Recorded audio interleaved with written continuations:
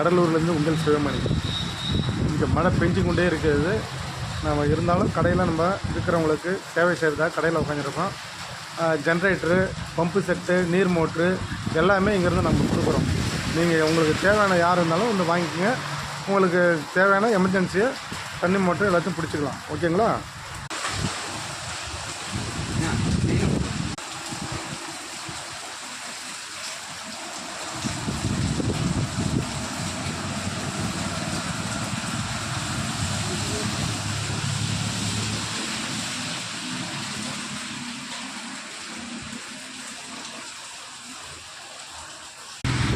காற்று மழை எல்லாமே சேர்ந்து அடிக்குது.